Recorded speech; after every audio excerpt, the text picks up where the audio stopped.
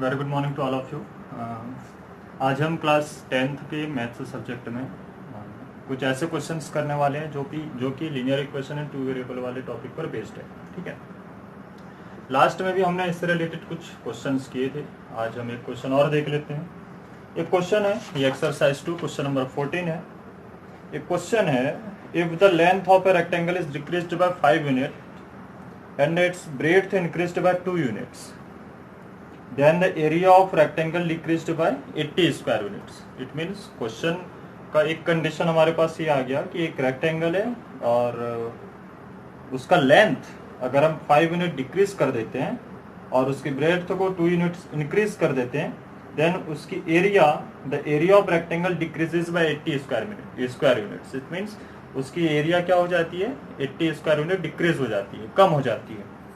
And फिर आगे बोल रहे हैं क्वेश्चन में, if its length is increased by 10 units and the breadth is decreased by 5 units. अगर उसकी लेंथ 10 यूनिट इंक्रीज हो जाती है and the breadth तो उसकी 5 यूनिट डिक्रीज हो जाती है, then the area of rectangle increases by 50 square units. then उसकी एरिया क्या हो जाती है, 50 स्क्वायर यूनिट इंक्रीज हो जाती है.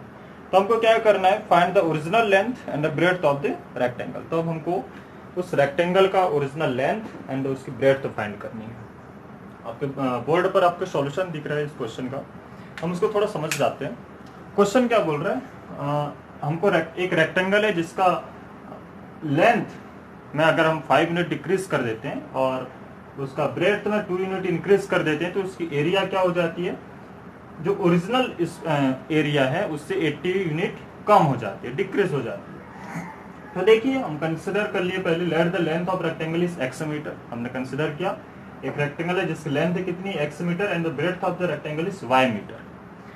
x मीटर उसकी लेंथ हो गया, y मीटर उसकी breadth. Okay, then area of rectangle क्या मिलेगा, length into breadth. It means x into y. अब एरिया है, इट मींस क्या हो जाएगा, यूनिट क्या है, मीटर दोनों में, इसलिए मीटर स्क्वायर हो गया.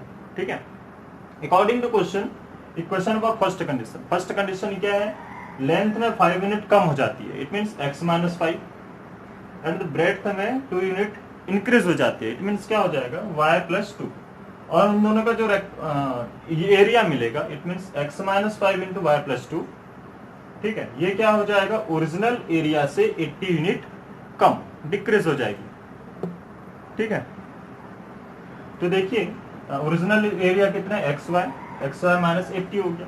हम इसको थोड़ा ब्रैकेट ओपन किए, x into Y X Y, X into 2 2x, minus 5 into y, that is minus 5y, and minus 5 into plus 2 is minus 10. okay, then इधर हमने क्या, एक्स वाई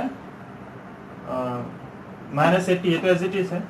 यहाँ से देखिए 2x माइनस 5y को एक ही अपने ही साइड हमने रखा है, बाकी जितने भी टर्म्स बचे उसको ट्रांसपोज कर दिया. एक्स वाई माइनस 80 है पहले से, इधर हमने इस प्लस एक्स वाई को इधर ले आया, माइनस एक्स वाई हो गया, माइनस 10 को भी ट्रांसपोज करके इधर ले आया, वो प्लस 10 हो गया. ठीक है, ये एज इट इज है 2x माइनस 5y. ये माइनस एक्स प्लस का plus X Y minus X Y दोनों कैंसिल हो गए, अपोजिट साइन वाले हैं, और remaining terms is minus 80 plus 10, that is minus 70. हमको फाइनल मिल रहा है 2x minus 5y equal to minus 70. इसको हमने इक्वेशन 1 कंसिडर कर लिया. ठीक है, ये तो हो गया फर्स्ट कंडीशन. सेकंड कंडीशन क्या है इसमें, सेकंड कंडीशन इज, अगर हम इसके लेंथ में 10 यूनिट इंक्रीज कर देते हैं, ये क्या हो जाएगा, x प्लस 10, एंड ब्रेड्थ में क्या कर रहे हैं हम, 5 यूनिट डिक्रीज कर देते हैं, तो जो भी एरिया मिलेगा वो ओरिजिनल एरिया से 50 यूनिट क्या हो जाएगा, इंक्रीज मिलेगा, ज्यादा मिलेगा, ज्यादा बढ़ा हुआ मिलेगा. इट मीन्स ये हो गया x प्लस 10 यहाँ से, एंड ये वाला हो गया y माइनस 5. दोनों का एरिया क्या मिलेगा, x plus 10 into Y minus 5, that is X Y, और इस ओरिजिनल लेंथ से ओरिजिनल एरिया से 50 यूनिट ज्यादा, it means X Y plus 50. ठीक है, इसको फिर हमने ब्रैकेट ओपन किया, x into Y X Y, X into minus 5 minus 5x, 10 into Y is 10y into 10 into minus 5, that is minus 50. X Y plus 50 तो as it is है. देखिए यहाँ से x minus 5x plus 10y को हमने एक ही side रखा है, बाकी जितने टर्म्स से बचे हैं उसको ट्रांसपोज कर दिया. Minus 5x plus 10y as it is है, और इधर पहले से एक्स वाई प्लस 50 था, हमने यहाँ से प्लस एक्स वाई को ट्रांसपोज कर दिया, माइनस एक्स वाई हो गया, माइनस 50 को भी ट्रांसपोज कर दिया, प्लस 50 हो गया. तो देखिए यहाँ से -5x प्लस 10y ये एज इट इज है, इधर से plus X Y and minus X Y cancel हो गया, प्लस 50 दैट इज 100 हो गया। अब यहाँ से देखिए भाई, यहाँ से हमने क्या किया है, -5 यहाँ भी है और यहाँ का भी कोफिशिएंट है, ठीक है, और यहाँ पे भी है। इसमें हम क्या कर रहे हैं, यहाँ से -5 को कॉमन निकाल लिया, सॉरी 5 को हमने कॉमन निकाला है। 5 को कॉमन निकाले तो क्या मिलेगा हमको, यहाँ से 5 बाहर चले गया, इट मीन्स यहाँ पे 1 and -1 into x that is -x, यहाँ पे -x बच रहा है। यहाँ से 5 बाहर चले गया तो बचा 2, ठीक है, तब तो 5 इंटू 2 इज 10 मिलेगा हमको, और यहाँ से 100 तो एज इट इज। हम क्या किए फिर, इस 5 को ये जो इंटू में है इस वाले टर्म्स के साथ हमने इस 5 को इधर ट्रांसपोज कर दिया, दैट इज 100/5 हो जाएगा, ये ऐसा हो जाएगा भाई 100/5 अगर हमने इस 5 को इधर ले आए तो, ठीक है। फिर क्या मिलेगा, 5 1 जा 5 2 जा, it means -x plus 2y equal to हमको फाइनल वैल्यू मिल रहा है -20।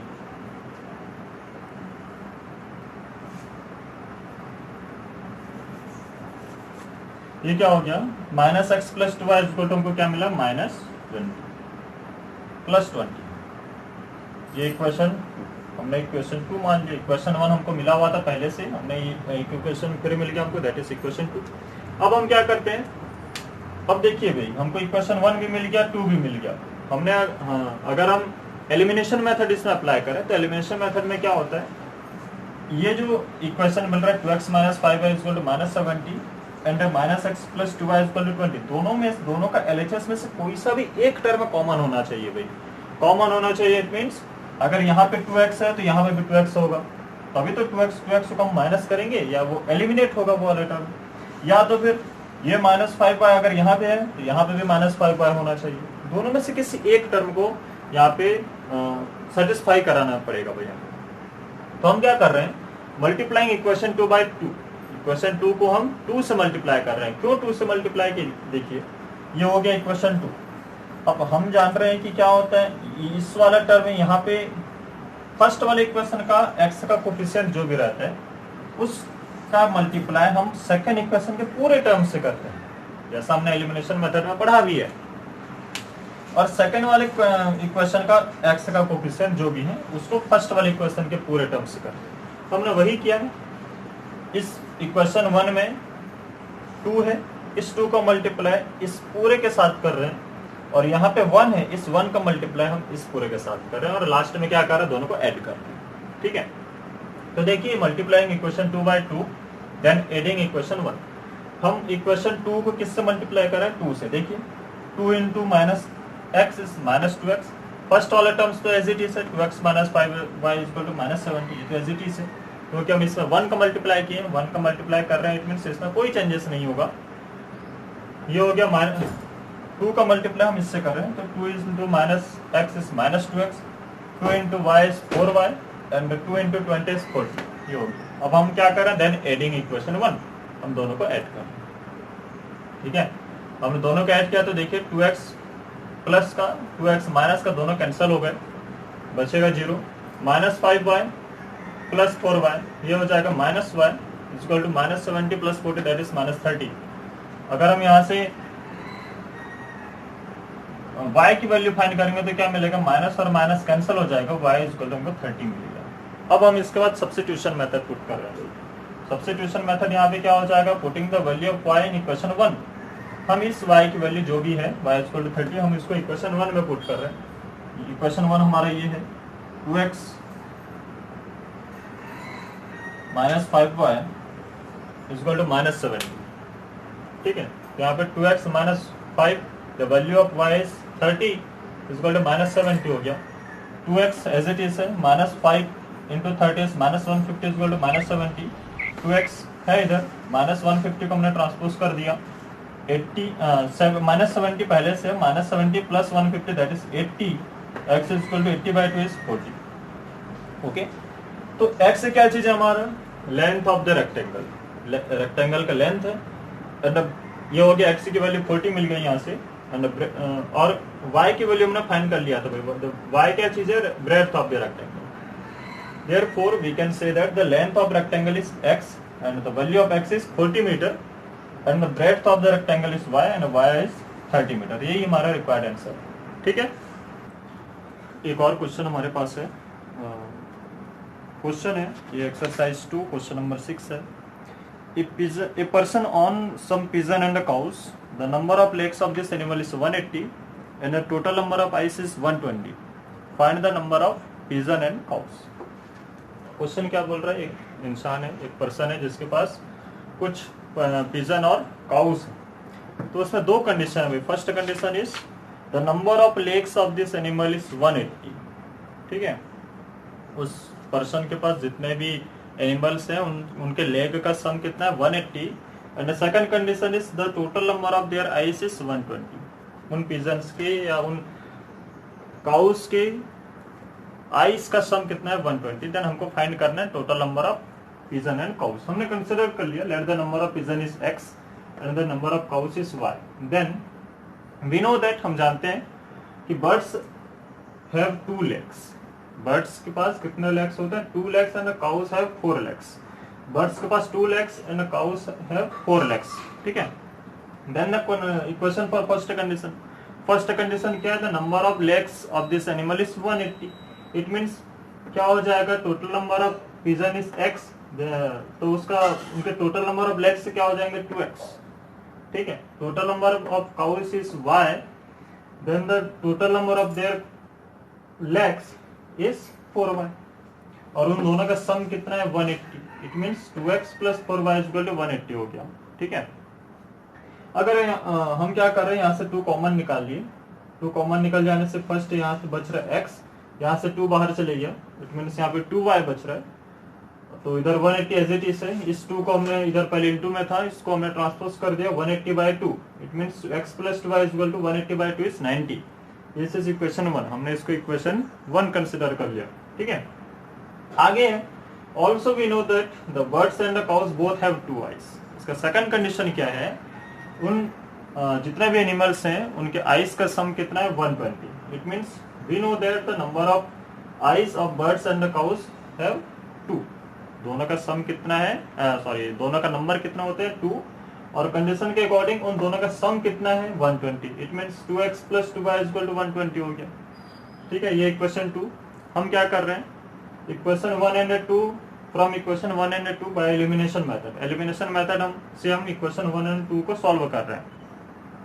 देखिए इक्वेशन 1 ये है, इक्वेशन 2 ये है. यहाँ से हमको एलिमिनेशन मेथड के थ्रू x और y की वैल्यू फाइंड करनी है. देखिए यहाँ पे हम जानते हैं एलिमिनेशन मेथड में क्या होता है, दोनों में से किसी एक टर्म का कॉमन होना जरूरी है. अगर वो कॉमन होगा तभी वो एलिमिनेट होगा, अदरवाइज वो एलिमिनेट नहीं होगा. हम क्या किए, पहले से यहाँ पे x, दोनों में यहाँ पे x है, यहाँ पे 2x, बट दोनों में 2y है.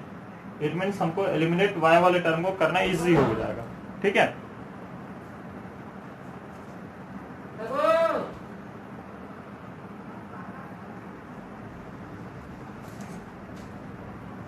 तो ये हो गया x plus 2y equal to 90 और यहाँ से हम 2y वाले टर्म का एज इट इज लिख रहे हैं भाई. तो ये क्वेश्चन को भी हमने लिख लिया 2x plus 2y equal to 120. हमने एलिमिनेट करने के लिए माइनस का सिंबल लगाया यहाँ पे. तो देखिए ये प्लस 2y है, जब हम माइनस लगाएंगे तो ये नीचे वाला जो प्लस 2y है वो भी माइनस हो जाएगा. It means 2y minus 2y is 0. बचा इस वाले term x minus 2x is minus x. ठीक है. x minus 2x is minus x. ये वाला टर्म हो गया 0. Minus X plus 0 is minus 30. और अगर हम माइनस एक्स की वैल्यू माइनस 30 के इक्वल है, इट मीन्स एक्स की वैल्यू क्या हो जाएगी 30. और एक्स क्या चीज है, नंबर ऑफ पिजन्स. हमको पिजन का नंबर कितना मिल गया 30. अब हम क्या कर रहे हैं, सब्स्टिट्यूशन मेथड यहाँ से अप्लाई कर रहे हैं और हम सब्स्टिट्यूट कर रहे हैं एक्स की वैल्यू को. Putting the value of x in equation 1. Equation 1 is this. हम यहाँ इस वाले इक्वेशन में एक्स की वैल्यू पुट कर रहे हैं. एक्स की वैल्यू कितनी पुट करनी है 30. तो 30 प्लस 2 इंटू वाई इज 90 हो गया. यहाँ से हम सॉल्व करेंगे 2y है प्लस 30 को हमने ट्रांसपोज कर दिया, 90 माइनस 30 हो गया. Then 2y is equal to 60. y की वैल्यू इस 2 को हमने ट्रांसपोज कर दिया 60/2 दैट इज 30. और y क्या चीज है, हमारा नंबर ऑफ काउस. हमको x और y की वैल्यू फाइंड करना था, हमने वो कर लिया. Therefore, we can say that the number of pigeons is x and the value for x is 30 and the number of cows is y and the value for y is 30. Both the values are equal. दोनों की value क्या है? Equal है, समान है. अब हम solve करेंगे. क्वेश्चन है, क्वेश्चन हमको प्रूव करना है. Question says so that the given system of equation has a unique solution. ये एक्सरसाइज 3 क्वेश्चन नंबर फर्स्ट है. क्वेश्चन में बोल रहा है कि so that the given solution है गिवन इक्वेशन है यूनिक सॉल्यूशन. हमको एक क्वेश्चन दिया है एक, तो उसमें दो इक्वेशंस भी हैं और हमको शो करना है कि उन इक्वेशन का यूनिक सॉल्यूशन है. ठीक है, हमारे पास क्वेश्चन है 3x + 5y = 12 and 5x + 3y = 4. हमको इसको सॉल्यूशन को चेक करना है और हमको ये प्रूफ करना है कि इन दो इक्वेशन का यूनिक सॉल्यूशन है. ठीक है, देखिए हमने क्या किया, 3x + 5y = 12. हम इसको कर रहे हैं comparing this equation by general equation. General equation क्या होता है, a1x + b1y + c1 = 0 and a2x + b2y + c2 = 0. It means हमारा RHS 0 होना चाहिए. यहाँ पे 12 और 4 है, 0 नहीं है. ठीक है, तो हम क्या कर रहे हैं, इस 12 को हम ट्रांसपोज कर दिए इस साइड, ये +12 इधर आके -12 हो जाएगा, इधर हो गया 0. ठीक है, ये +4 है, +4 को भी हमने ट्रांसपोज कर दिया, -4 में कन्वर्ट हो जाएगा और राइट हैंड साइड हमारा क्या हो जाएगा 0. अब देखिए ये वाला इक्वेशन या सॉरी ये वाला कंडीशन इस कंडीशन को फुलफिल कर रहा है. a1x + b1y + c1 = 0 ये हो गया, इसी फॉर्म में. और सेकंड 5x + 3y - 4 = 0 ये किस फॉर्म में, a2x + b2y + c2 = 0. हम इस जनरल इक्वेशन से इसको कंपेयर कर रहे हैं. तो हमको मिल रहा है a1 की वैल्यू 3. देखिए a1 की वैल्यू 3 है, b1 की वैल्यू 5 है and value for c1 is -12 and उसी के सिमिलर a2 की वैल्यू 5 है, b2 की वैल्यू 3 है एंड c2 = -4 मिल रहा है. अब हम क्या कर रहे हैं, a1/a2 फाइंड करते हैं और b1/b2 c1/c2 जैसे हम नॉर्मली फाइंड करते हैं, आज भी वही कर रहे हैं. a1/a2 हमने फाइंड किया, a1/a2 मींस 3/5 हो गया एंड b1/b2 क्या मिल रहा है हमको 5/3. हमको a1/a2 और b1/b2 हमने फाइंड करना था, हमने फाइंड कर लिया और अब हम चेक कर रहे हैं कि दोनों इक्वल है या नहीं. हम यहाँ से देख रहे हैं कि a1/a2 की वैल्यू कितनी है 3/5 एंड b1/b2 5/3 है. दोनों क्या है, इक्वल नहीं है. It means a1/a2 is not equal to b1/b2. और अब ये भी जानते हैं कि जब इस टाइप का कंडीशन मिलता है और a1/a2 और b1/b2 दोनों की वैल्यू हमको इक्वल नहीं मिलती है, तब के कंडीशन में इक्वेशन है यूनिक सॉल्यूशन, इसका यूनिक सॉल्यूशन होता है, ये हम जानते हैं. ठीक है, तो ये प्रूव हो गया इस इक्वेशन का यूनिक सॉल्यूशन है. ठीक है,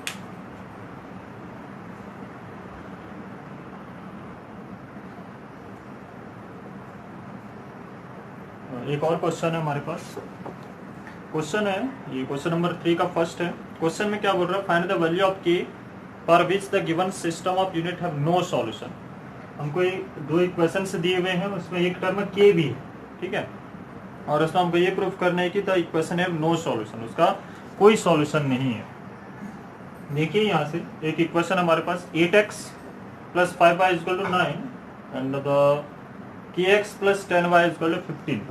यहाँ से ये हमारे पास इक्वेशन है और हम क्या कर रहे हैं, comparing this equation by general equation. General equation क्या होता है, a1x + b1y + c1 = 0 and a2x + b2y + c2 = 0. It means RHS यहाँ पे भी 0 होना चाहिए, बट यहाँ पे हम देख रहे हैं कि हमारा RHS क्या है 9 और 15. इट मींस हमको इस 9 और 15 को 0 में कन्वर्ट करना पड़ेगा. तो देखिए +9 को हमने इधर ट्रांसपोज कर दिया, -9 हो गया, इधर हो गया 0 और ये +15 को भी हमने ट्रांसपोज कर दिया, तो हमारा RHS क्या हो जाएगा 0. अब ये दो इक्वेशंस इसी के फॉर्म में आ गए. तो हम कंपेयर कर रहे हैं, कंपेयर करने से ये पता चल रहा है कि a1 की वैल्यू कितनी है 8, b1 की वैल्यू 5 है. ठीक है, एंड c1 की वैल्यू यहाँ से कितनी है -9. वैसे यहाँ से a2 की वैल्यू है k, b2 की वैल्यू है 10 एंड c2 की वैल्यू -15. अब हम क्या करते हैं, किसी भी इक्वेशन के सॉल्यूशन चेक करने के लिए a1/a2 b1/b2 and c1/c2 find करते हैं, उसके बाद ही हम चेक कर पाते हैं. तो हमने फाइंड किया a1/a2 b1/b2 एंड c1/c2. देखिए a1/a2 की वैल्यू क्या मिल रही है यहाँ से 8/k, b1/b2 की वैल्यू 5/10 एंड c1/c2 की वैल्यू -9/15 माइनस और माइनस कैंसिल हो गया, 9/15 मिल रहा है. और अब हम जानते हैं we know that the system of equation have no solution, एक किसी भी इक्वेशन के कोई भी सॉल्यूशन नहीं होने का एक कंडीशन है if a1/a2 is equal to b1/b2, ये दोनों तो इक्वल रहते हैं बट ये वाला टर्म इक्वल नहीं होना चाहिए, ये हम कंडीशन में पढ़े हैं।